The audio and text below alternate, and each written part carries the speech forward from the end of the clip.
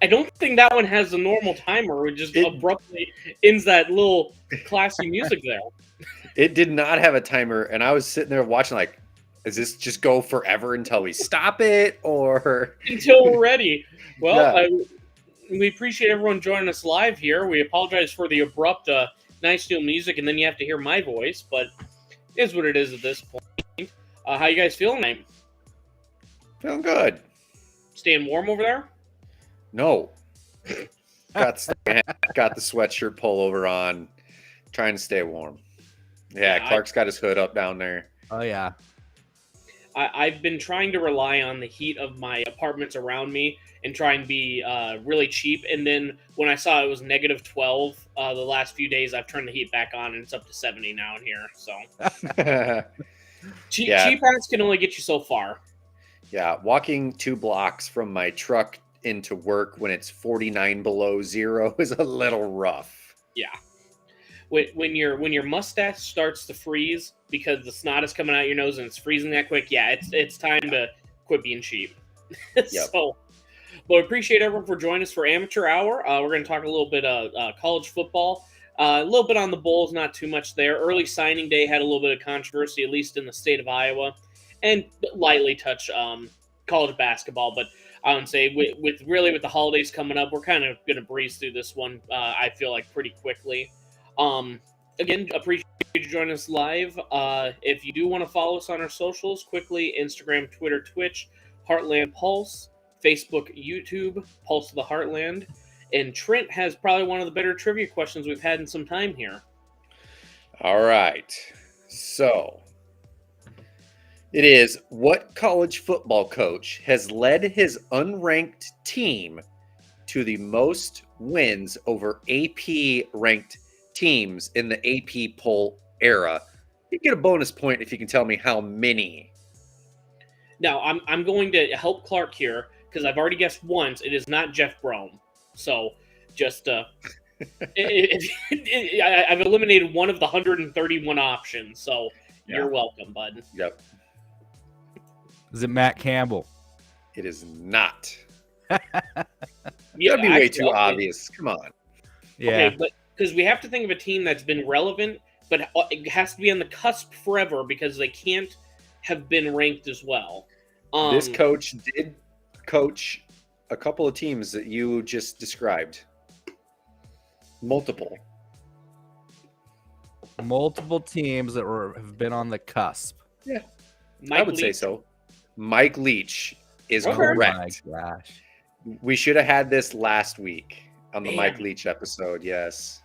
Well, no offense. Once you said a couple teams, it clicked to me. I'm like, yep, he went kind of off the beaten path. And yeah, Texas Tech, Washington State, Mississippi State, they're all right there. Mm-hmm. Any guess on how many? How many wins against ranked teams as an unranked coach? Clark, you got a good guess? I'm going to say 18. Bingo. Wow. What up? Yeah. What up? Mike Leach with 18 wins over ranked teams as an unranked coach. Damn, that's a good one, man. Yeah, that's a good stat. I wish we would have had it last week on the Mike Leach episode. Yeah, no, that one would have definitely been it would have been a better tribute, but no, that was still a good one here. So yeah, might have been too obvious last week though. Yeah, no, it threw me for a loop. I wasn't even thinking Mike Leach, unfortunately. So yeah, but no, I would say we'll just kind of hop into this one here. Iowa State, I think we talked about this first one last week, but Iowa State, I think it was today or yesterday, hired Reed Kagi, who used to be part of the Iowa State program as the strength and conditioning coach. So now we got our replacements for strength and conditioning, and then I think we mentioned last week Nate Scheelhaus is the offensive coordinator now. Awesome recruiter. So they just lost their defensive backs coach to a Florida school to be a defensive coordinator, I believe. Interesting. Well, yeah, that kind of sucked. I mean, honestly, you look at our cornerbacks the last couple of years, and they haven't been the greatest. Well, this year they were. Yeah, this year. TJ Tampa and them. Yeah, he did a hell of a job this year. Anthony Johnson. I would say they did a lot of decent open field tackling as well. It was just, honestly, if you would have nitpicked any one of our coaches, or if anyone would have taken coaches from our defensive side, you could tell they're talented. So, Yep. well, that kind of sucks for Iowa State, but good on him, dude. And so Yep. you can't hoard everyone forever. I mean, we had Tom Herman first, and then look at where he went on, and actually, did he go to Florida Atlantic? It sounds right. Yeah, I went to Florida school. So, Oh. yeah, I mean, went from a position coach to coordinator. So good for him. Yeah, I was, well, I mean, that's where Tom Herman is, so I wonder if there's a little bit of connection there. Yeah, could be. So, but no, I would say I'm feeling pretty good about this offseason. I feel like with Campbell, he's starting to get a little more serious about, like, if we want to continue building this thing. I know it sucks getting rid of one of your best friends and a guy that's been with you for a while, but after this year, I think these are the changes. It shows he's serious about it, and not just, Yep. all right, I'm going to be okay. We talked about last week. Bullshit programs care about 6-6. I'm glad he's shown that he's going to make the changes for it. Yep. So, just moving on to kind of the biggest controversy that we had, excuse me, for the early signing day, just at least in the state of Iowa here, we had Caden Proctor who signed with Iowa, or was going to sign with Iowa, and then Yep. all of a sudden, last minute, he decided that he was going to take a trip to Auburn, which I know Kirk used to have if you're committed, you can't do any trips to outside schools. He started going to Oregon. It sounds like he'd kind of been thinking for a while about decommitting. And then, last second, Alabama came with the prestige of Alabama and the NIL deal, and he decided to sign with Bama last minute. He was the top-ranked tackle in the country here.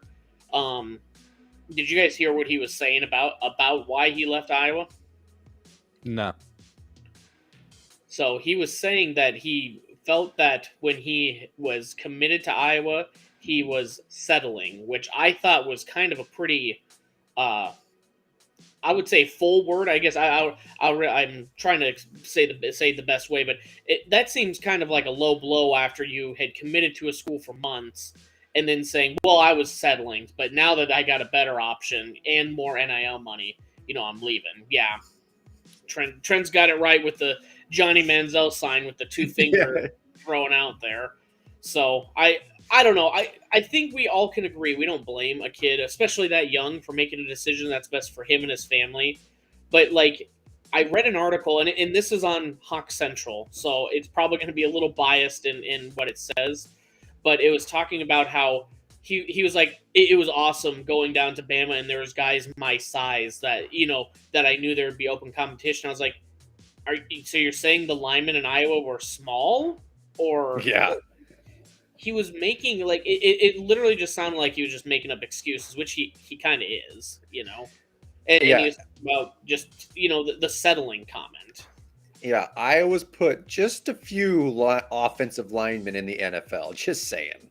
Yeah, I think Joey had the stat that there's 2 fewer linemen in the NFL from Iowa than at Bama, but their contracts rank $100 million more total. So it's like, are you honestly, are you settling at Bama because you're making a few hundred or a few thousand more a year for 4 years compared to setting yourself up for the future?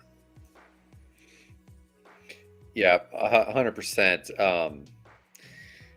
I think this guy, he probably comes to Iowa, starts a little easier, still jumps into the NFL because Iowa puts those players in there. But I mean, best offensive lineman in the nation coming out of high school, and Bama. How many people could say that they went and played football there? So honestly, he could have literally just said, how do you turn down the option to playing for the best college football coach of all time? Exactly. He could have said that, and everyone goes, "Yep, sounds about right." But yep.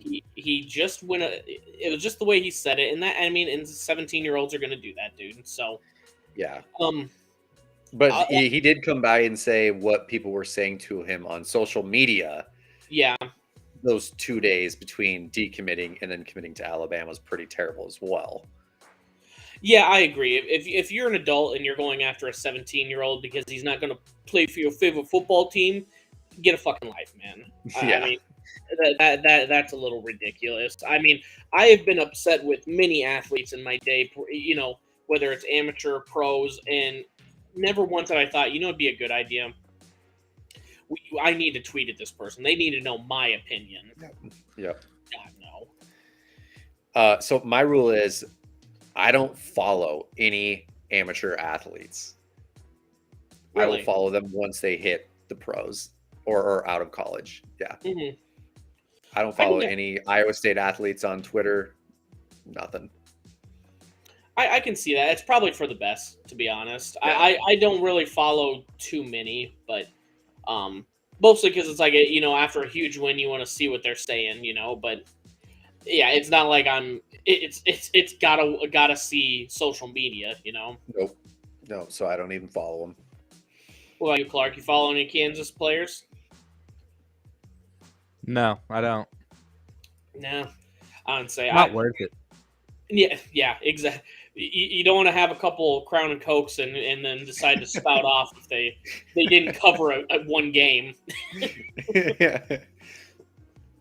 So, but I would say I felt pretty good about Iowa State's class. They had the Abu Sama who now has the Iowa State high school record for most touchdowns in a championship game. They were able to retain him there from Southeast Polk. They did still sign J.J. Cole, who's 12th ranked quarterback in the country, top commit in the top ranked QB in the state of Iowa, obviously. But just going through our schools here, we had Kansas State actually was the highest ranked at 38 here. At 38, they had a couple good 4-star recruits. Iowa 39, Iowa State 45. So we keep creeping up closer and closer to Iowa, which I think, as much as we don't want to admit it, Trent, I think Iowa State getting close to Iowa in recruiting is always going to be better. I remember the days when we were in the 60s, 70s, way, way worse. Yeah. And Kansas is actually ranked 69th, which I would have thought they would have been a little higher. But for Kansas, 69th is awesome. But they're ahead of the new Big 12 teams, BYU and Cincinnati, which Cincinnati lost their coach. But, I mean, 2 years ago, they're playing against Bama in the playoffs. And now Kansas is out recruiting them, in early signing day. I mean, who knows? They announced they are going to spend some money on some facilities, and they make it to a first bowl game in over a decade. That will do wonders for your recruiting as well. So good for them. Kansas is so good. Missouri's running away from them in bowl games too. Got that right. So, but I would say it was I thought that was pretty good. Of course, we always talk about our Heartland teams. Ryan's a big LSU fan. I mean, shocker, they're 6th in the country. They got 5-star recruits, and they're getting the players that we would just covet. That would be like our all-time highest ranked team or players on the daily.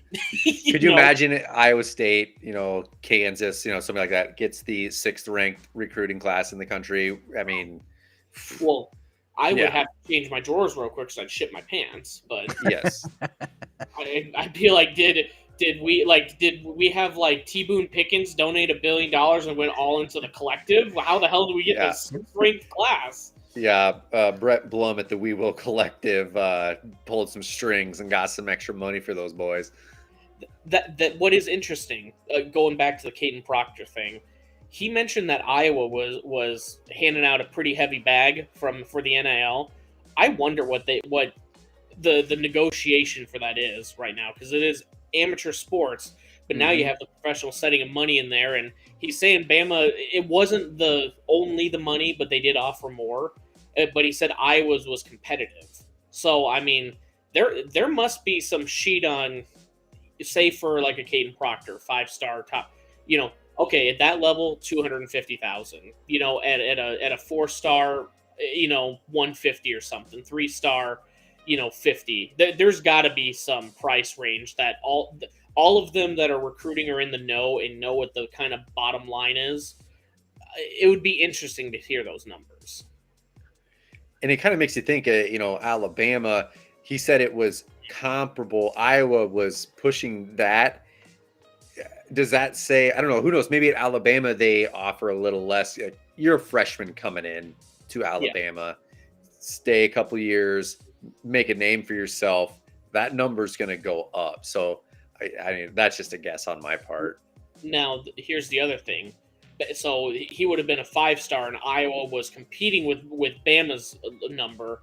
So what is Bama paying everyone else that here's the 5-star recruit, here's the 4.5-star recruit? You know, they got to have money out the ass because, you know, Iowa was going to be overpaying to get Proctor, and they don't have anyone else that's going to compete at that level of pay. Whereas Bama, they're let me see if I can pull up the numbers here. But, I mean, if you're Bama, you have multiple guys that are at that same level, too. Yeah. I mean, hell, we're happy that J.J. Cole signed with Iowa State, and he's a 12th-ranked quarterback. Alabama has 2 quarterbacks in that same class only for quarterback that are higher than that. Yeah. Alabama, for early signing day, 7 5-star recruits and 24-star. I mean, how much money do they got to have in that collective, dude? Ridiculous. Iowa State gets 1 4-star, and pretty pumped about it. I will Yeah. I will commit if I ever win the lottery, like Mega Millions, $500 million, I'll put millions into this NIL because I said it before the Chiefs won a Super Bowl. Can we just get some ill repute characters and some players that are a little rough around the edges so I can see a winner? But we have, you know, it's always the character issue guys that no one wants to take a chance on that lift you above, like Antonio Brown. No offense when we got him, Tyreek Hill. You know, he was a little rough around the edges when we did draft him, and he was that character he was that player that was just enough to help us get to the next level. I want to do that for Iowa State. Let's put millions in this NIL, and let's just start. Let's go beat SMU back in the '80s. Let's just buy all these players and let's start competing in the new Big 12. I'm for it. There we go. I'm glad I have your ringing endorsement there. Clark, if you won Mega Millions, how much would you put for the Kansas State NILs? They already got enough money. They don't need mine. You just have to make sure if you ever go to a game, you really go all out on the concession stand since they overcharge there too. Make that 2 Cokes. 2 largest, go, please. The only other couple things just with the transfer portal. I thought this one was pretty funny. This quarterback Austin Aune, I'm not sure how they pronounce it here, but he is entering the transfer portal from North Texas.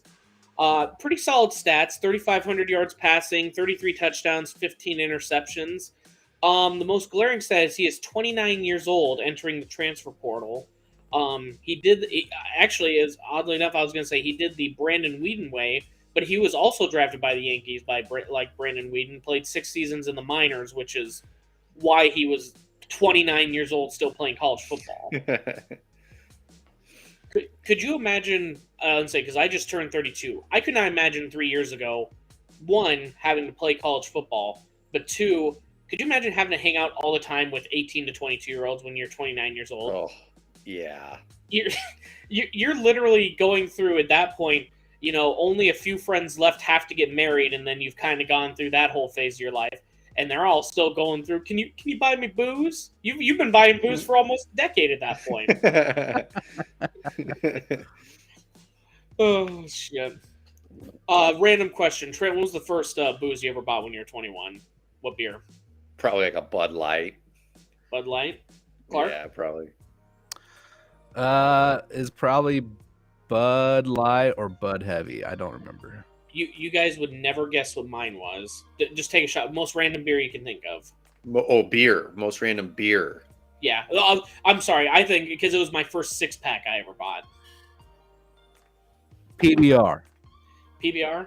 You're I would say right track, but you're in the right thinking of obscure. Schlitz. Schlitz? It was do you remember? I don't even know if they make it anymore. Do they still make Red Stripe?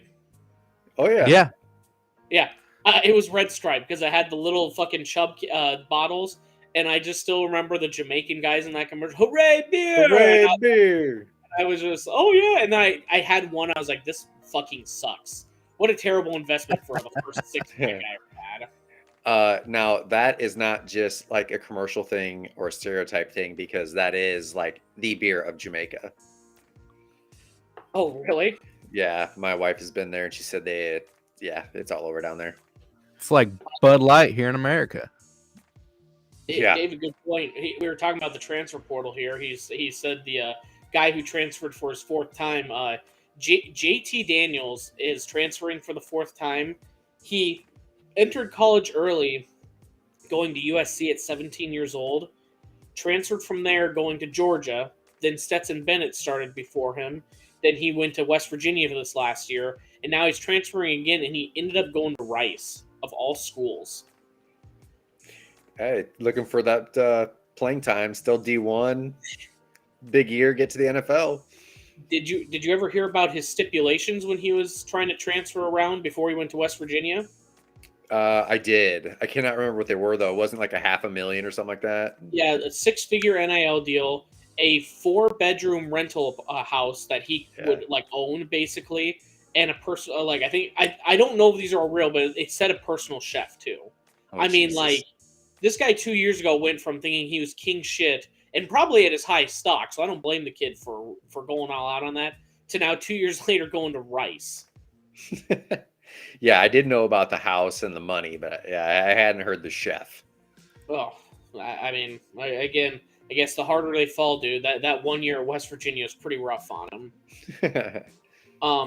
Only other one I saw, this is old from last week. The Oregon player that was he's going into his 9th year of eligibility. Good Lord. Yeah, so we have it full screen on YouTube here, but it's 2016 red shirt. And this is Cam McCormick, FYI. 2017 redshirt freshman. 2018 season-ending injury. 19 missed season for injury. 2020 COVID.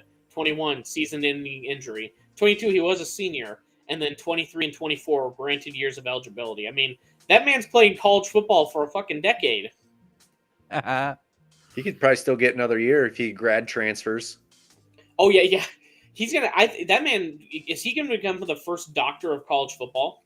He could, yeah. Instead of grad transferring for his master's, he can grad transfer for his doctorate.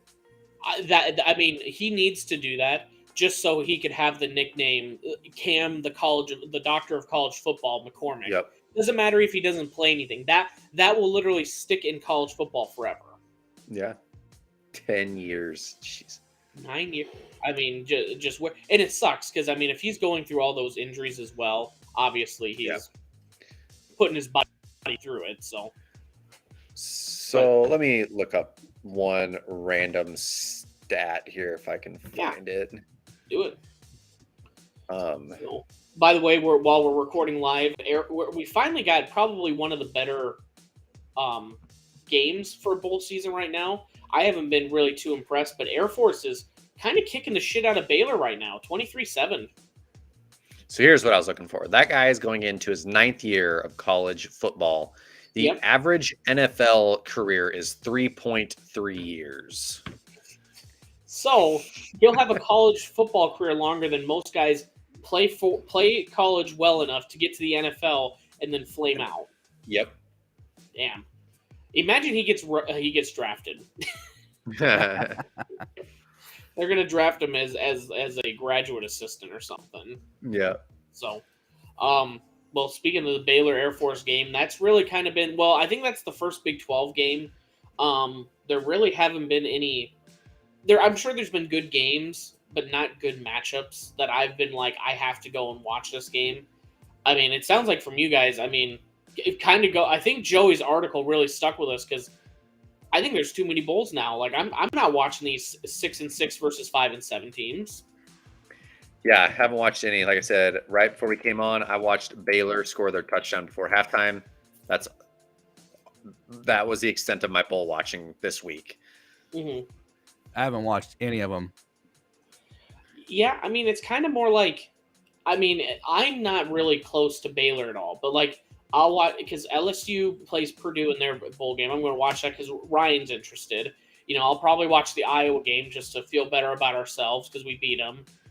You know, Kansas State for Clark, but other than that, you know, maybe watch for the big matchups. You know, but Big 12, it just really hasn't been too interesting this year, man. No, yeah, not yet. It'll pick up after Christmas. Yeah. I think it helps that or hurts that when my team isn't in the postseason, I don't give a shit anymore about comparing them to the other teams who we could have been better or worse than. Yeah. So Cheez-It Bowl is still number one though, just because we went to that last year.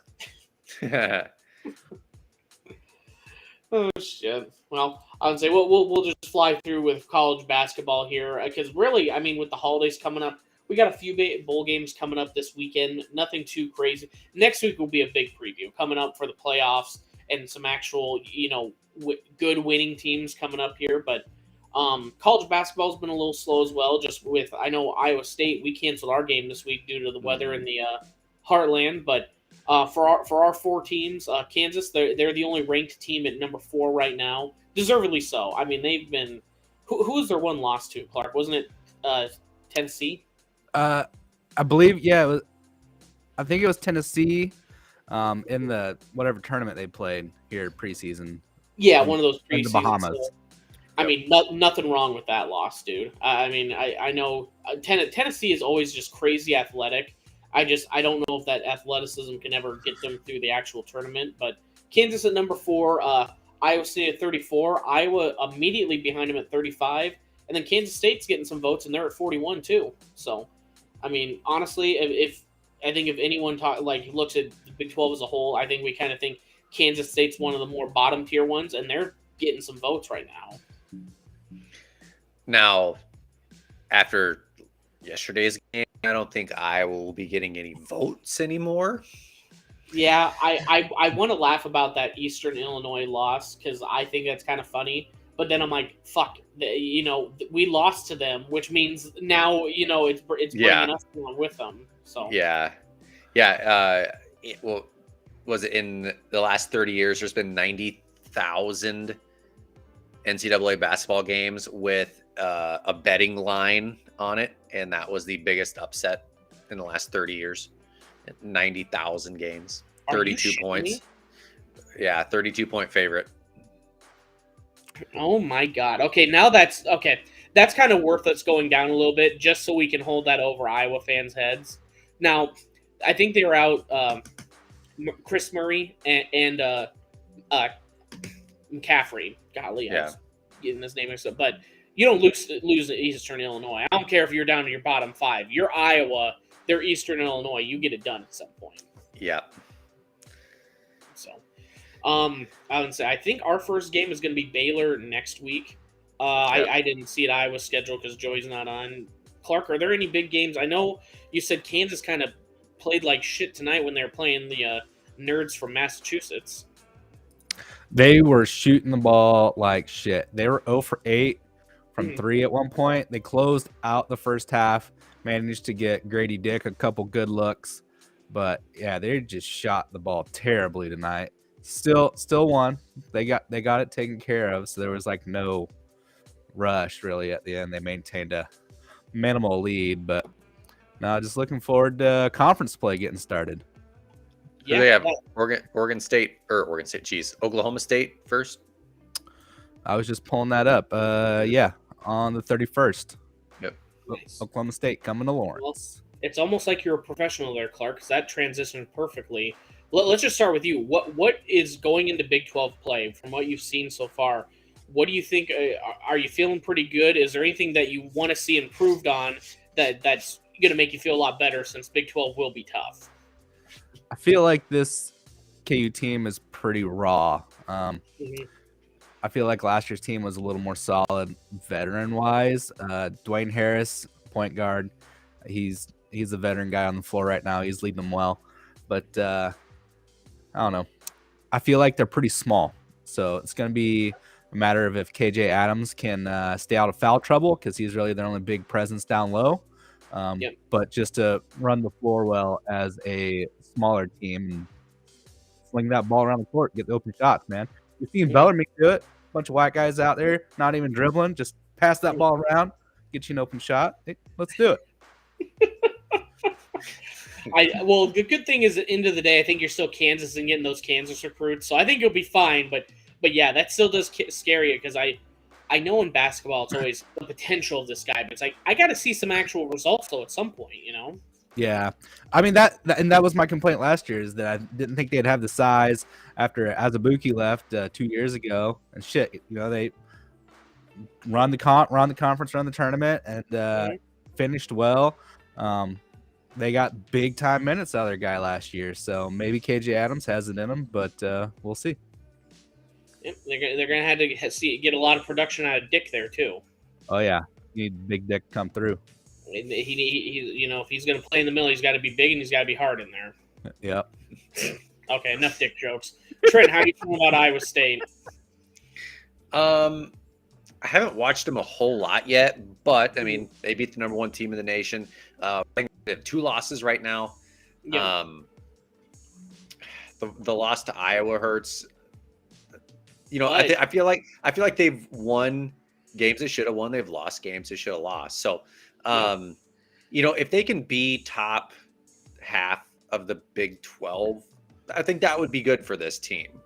Yeah. I really do. I guess Trey King played his first minutes this week. He's supposed to be a big piece of this team. If they can get him going now, and I mean, hopefully, got him back in time for the conference. So we'll see. That was exactly my thinking as well. I mean, yeah, our loss to Iowa looks way worse, but if you look at the actual stats, Iowa played the biggest flute game I've ever seen. Like I've never seen a team go over 50% from both sides and then immediately the next game just shit the bed and not be able to do anything. But regardless, the loss to Iowa looks tough. But I mean, our other loss was UConn, who is consensus number 2 in the country, and they're getting a lot of number 1 votes. So yep. I mean, if we're competing with some of those top tier teams, I mean, I don't care if North Carolina is ranked or not. I mean, it's still North Carolina, and a win over them is going to be huge. Yeah. I think probably my big concern is one, it's always at Iowa State. It's always going to be our size. We finally do have some with Osun and everything else, but I always just worry when you're playing some of the God forbid if we ever had to play Purdue, dude. Like with those 7-footers. I mean, the size always concerns me, and we have the defensive tenacity, and it seems like we play tough, but sometimes I feel like at the end of the game we kind of loosen up a little bit, and I feel we still have the issue with putting teams away. We can get a huge 20-point lead, and then I think it was Wisconsin-Milwaukee, that all of a sudden they go on an 11-point swing, and all of a sudden it's single digits again, and it was a team that we should have had put away. We just let them come back into it. So I hope going into Big 12 play, when we see teams that are getting on streaks like this, we can end our cold streak, or we transition to what we need to do to get our own hot streak going. Yep. So, but other than that, I think Big 12 is still going to be probably one of the top tier conferences. I'm so excited for the new Big 12 next year, not only in football but with basketball as well. With adding in Houston, that's going to be fucking awesome, man. If we add, we were talking all off season about adding the 4 corner schools with Colorado, Arizona State, Utah. If we added those schools as well and kind of became a 16, first off, basketball will be impossible. It would be such a super tough conference to play in. But yeah, I don't know. I'm just excited for Big 12, man. Can't wait to be watching that Houston KU matchup every year, man. Yeah, well, I mean, Kansas kicked the shit out of them in football. What's going to stop them from beating the shit out of them in basketball? That's right. So, well, shit, man. I would say honestly, unless you guys got anything else, I think we'll just wrap it up here. Like we said, if I was more vested in the bowl games, we could probably gotten through those a little bit more. But after going through, it's like, who the fuck cares about Florida, Oregon State with our teams? Yeah. And go read Joey's blog. He put a good blog out about the number of bowl games in these lower tier games. Go read that. And I mean, our teams aren't in it. Well, sorry, Bryant and my team isn't in it. Clark, I can't say the same for you. So it's just like I'm not really looking forward to one particular bowl game this year because of that. Yeah. I guess super early matchups here. How are you feeling about the Kansas bowl game, and how are you feeling on the Kansas State one versus Bama? K-State versus Bama, man. What more could you ask for other than that ultimate test? You guys, feel like you were. I mean, you were the best team out of the Big 12. You won the championship. Mhm. Let's do it. Keep it going. Bama's going to have to be full strength too. They're not going to have that SEC pussyfoot shit of we didn't want to be there. They're going to be a full strength Bama. It just means more, Bryant. Finally, actually legit. If they're going to be full strength, I'm glad it means more to Bama because there's a lot of those schools. Did you see that Florida defensive end with the worst effort I've ever seen in a bowl game? No, I can't see think it. of what he's. If you don't mind, talk about the Kansas bowl game real quick. I'm going to pull it up because you need to see how bad this effort was. Well, sorry. Oh, Jesus. Just clearing that out there. So KU is going to play Arkansas. Get little piggies. So that's coming up on December 28th. What is that? The AutoZone Liberty Bowl. Ooh. Where's this damn game at? Memphis. It's in Memphis. Hell, let's play it in the pyramid. Let's do it. Come on. Are they going to drink Beale Street out of beer like Iowa State fans did when they went to the Liberty Bowl? I doubt it. Oh, you can find a Busch Light in Memphis. It's probably because they don't ship very well there. That and we had to play Memphis as a home game. For a them. Home game? Yeah, pretty much. That'd be nuts. No, I'm kind of curious to see how they do. I mean, KU started out hot. Then they imploded in the middle of the season with injury and Jalen Daniels going down. I'm kind of curious to see how they recover here. Arkansas has been mediocre. If you may recall, that was my team who I thought was underrated at the beginning of the season. And, here they are. They're 6-6. So, big whoop. Well, it's ironic you bring that up because speaking of a team that should have been overachieving, I think mine was Houston. They also went 6-6 in one of these bowl games. One of my playoff teams was Baylor, and they're playing right now in the Lockheed Martin Armed Forces Bowl and losing pretty badly. I can't find it. I think if anything with the Kansas versus Arkansas matchup, I think they should fight for the rights for the pronunciation. Is it Kansas or Kansas? I think that's what it should be. It's our Kansas. Yeah. Exactly. If Kansas wins, I'm calling it Arkansas for another fucking year. So I don't know if you know this, but the Arkansas River runs right through Wichita. So I have to hear that shit all the time. It's like here's the logic. River. Here's their logic. They call it the Arkansas River. Only when the river's in Kansas. Once it gets outside of Kansas, then it's the Arkansas River. Yeah. Ridiculous. Makes no sense at all.